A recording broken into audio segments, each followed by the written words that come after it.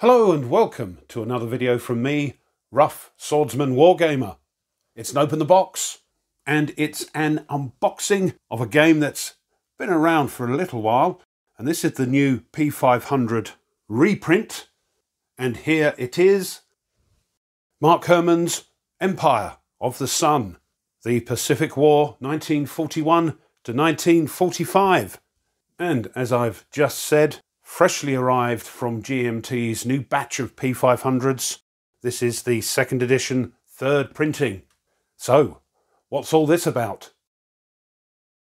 Empire of the Sun, second edition, is Mark Herman's award-winning card-driven design, which won the 2005 Charles S. Roberts Award for Design and Graphics, and the Walter Luke Haas Award for Best Simulation, that covers the Pacific Theatre of Operations in World War II.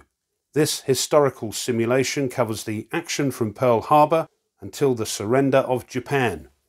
Empire of the Sun is the first card-driven game to move the system back towards the classic hexagon war game while retaining all the tension and uncertainty people have come to expect from a CDG. Players are cast in the role of MacArthur, Nimitz and Yamamoto as you direct your forces across the breadth of the globe from India to Hawaii and from Alaska to Australia. This is represented on the single map, which we can see here, based on a 1942 equal area projection of the entire theatre of conflict. Empire of the Sun second edition reprint now features version 2 of the card-driven solitaire system, allowing you to play either side against an artificial opponent for new players as a training program to rapidly improve your Empire of the Sun IQ. This version also includes the South Pacific scenario, first seen in the C3I magazine number 30, with a separate mini-map with a travel-friendly 11 by 17 inch footprint. So a little bit more about the game, but up here we've got the game contents.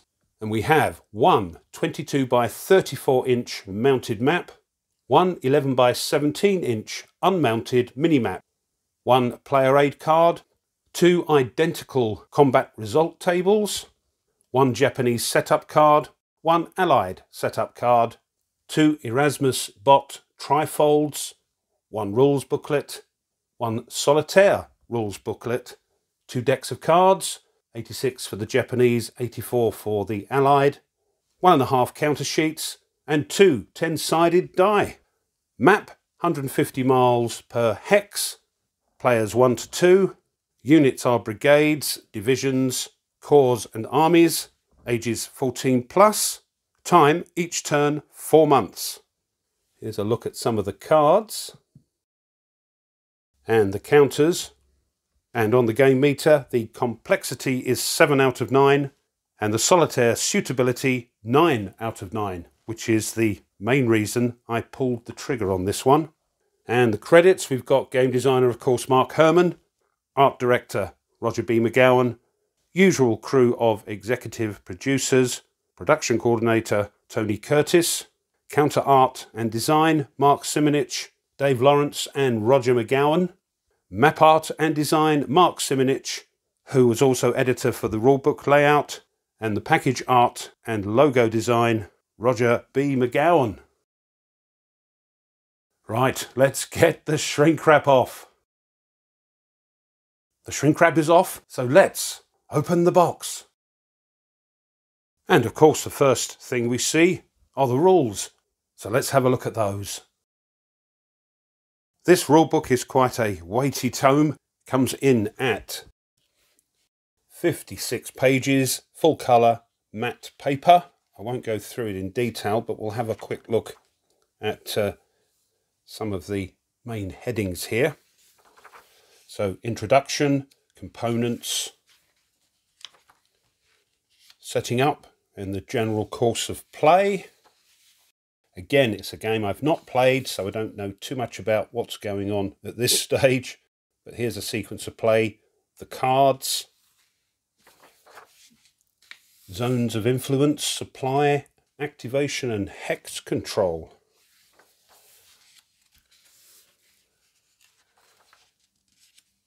Looks like there's a goodly few pictures.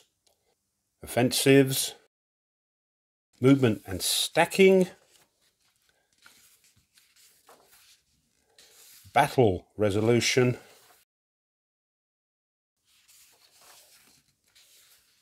quite a bit on that of course, reinforcements and amphibious shipping points, replacements,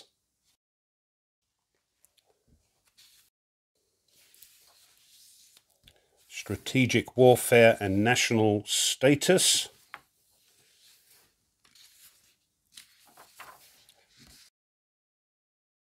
inter-service rivalry, the war in Europe and winning the campaign scenarios. There we are. On page 33 we have the scenarios. So 32 and a bit pages for the rules. There are a few scenarios in this, I understand.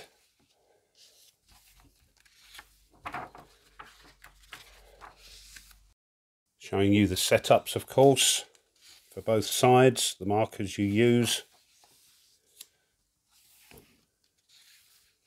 And here, I think, yes, this is the one that uses the South Pacific mini-map instead of the main map.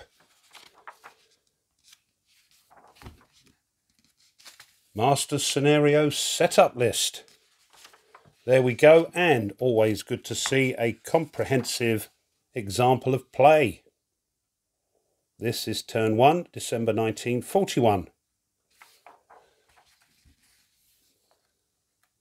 Turn 2. And then the designer notes. Bibliography. And an index with an outline of the sequence of play and the game credits on the back. Them's the rules. Next is a 12-page booklet explaining the card-driven solitaire system, version number 2.1. Again, not sure what's going on here, but we've got the introduction, the key concepts and some examples. Sequence of play with Erasmus.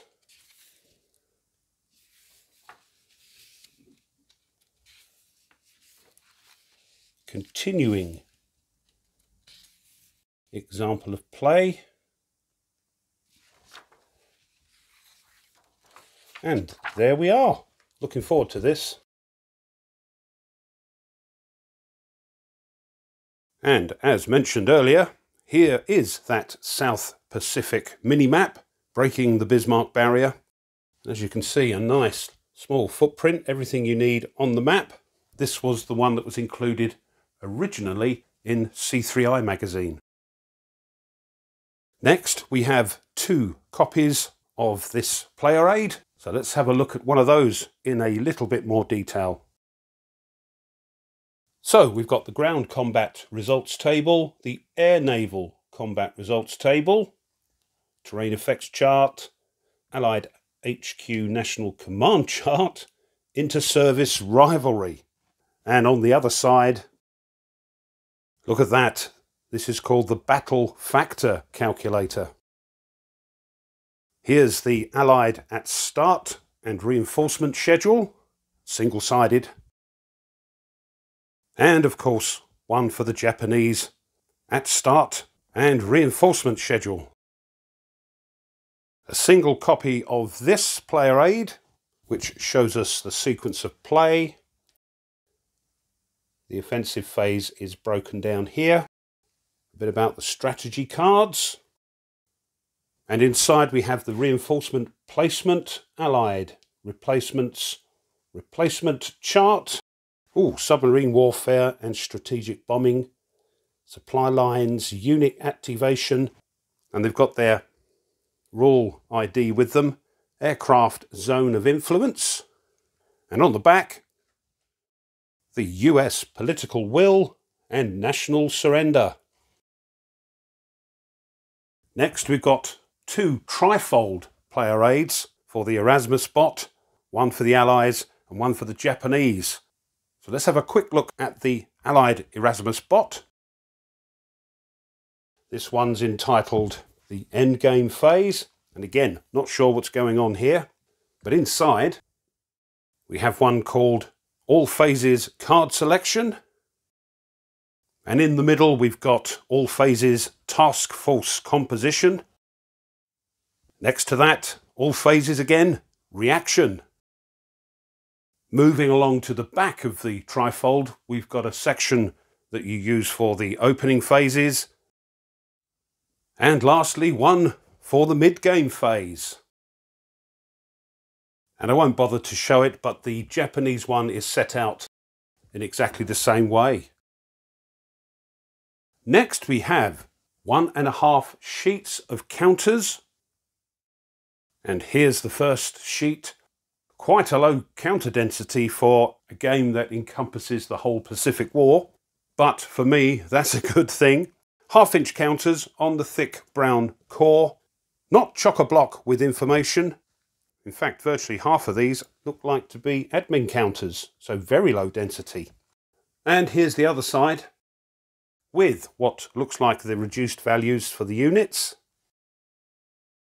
And here's the second counter, this time consisting of what looks like all the naval units. These are 5/8 of an inch, 1.6 centimetres, again on the brown core. And here's the other side. Next, it's the mounted map. We'll have a look at that in a moment, because first we have two decks of cards, one for the Allies, one for the Japanese. So let's have a look at those. So let's have a quick look at the Allied deck. Loads, as you can see. And these coloured banners at the top mean different things, different types of cards. Won't go through them all, but I will be sleeving these.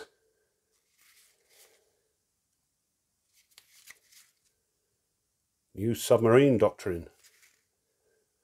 China offensive. Right. So that's the Allied deck. And a quick look at the Japanese deck.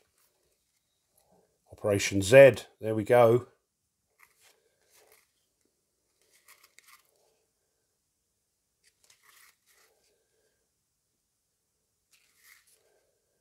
War in Europe.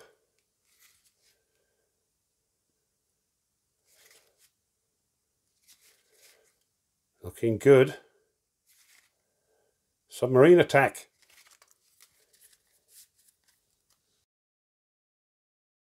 All that's left in the box are some baggies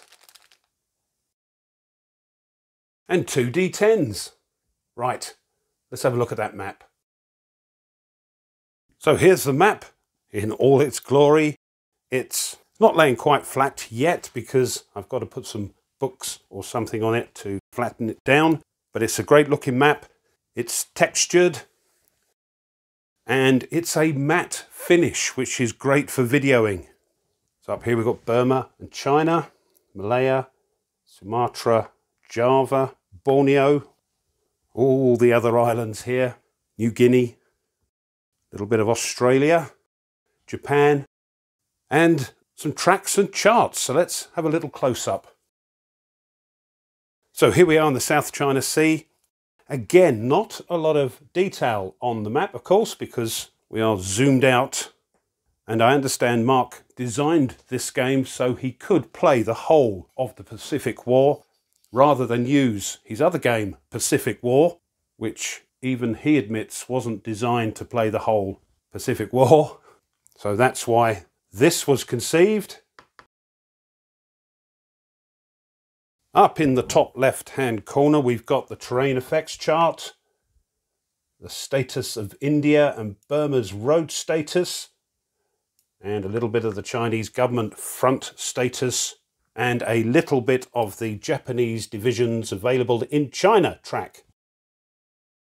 Here's the rest of that track and the Chinese government front status track. Inter-service rivalry. Here's a map key, always handy. Air units in China box.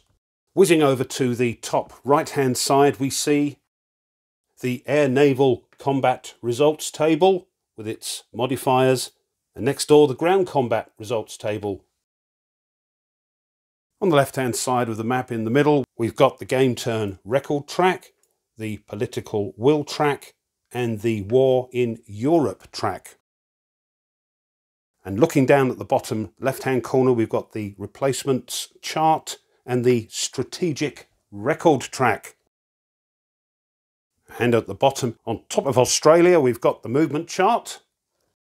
And just to finish off, in the right-hand corner, we've got a nice little label telling us the game designer, Mark Herman, of course, and the map art, Mark Simonich, and a delayed reinforcements box. That's the map. So this has been an Open the Box, an unboxing of a game that, as I said at the beginning of the video, has been around for a few years. It's of course Mark Herman's Empire of the Sun, the Pacific War, 1941 to 1945. This is the second edition, third printing, published of course by GMT Games. Well, I hope you enjoyed that and you found it interesting. If you did and you haven't done so already, it would be wonderful if you would consider subscribing to the channel. I know we all go on about it, but it does really help. Another thing that helps us is if you push the like button of the video, the thumbs up. That lets the old algorithm know that people are watching them. And if you want to be informed of other content the channel uploads, then push the bell. Leave a comment. Yes, it's been around a little while. There aren't a tremendous amount of playthroughs on YouTube, but I don't think, I could be wrong, there are any solo playthroughs, so we'll see what we can do in the future. Thanks as always to my subscribers, thank you so much. And as always, just before I go, a quick reminder, if you wish to support the channel a little bit further, well now you can. You can buy the channel a coffee, and I'll leave a link in the description for that. Or you can push the super thanks button underneath this video. Either of those will be gratefully received, and it does really help the channel to keep trucking along. So thank you. Okay, Empire of the Sun, another game I wanted. It's another sort of, if you like, classic. I now have it. That means I've got to play it sometime in the future. So we'll see what happens. So until the next video, as always, you take care and goodbye.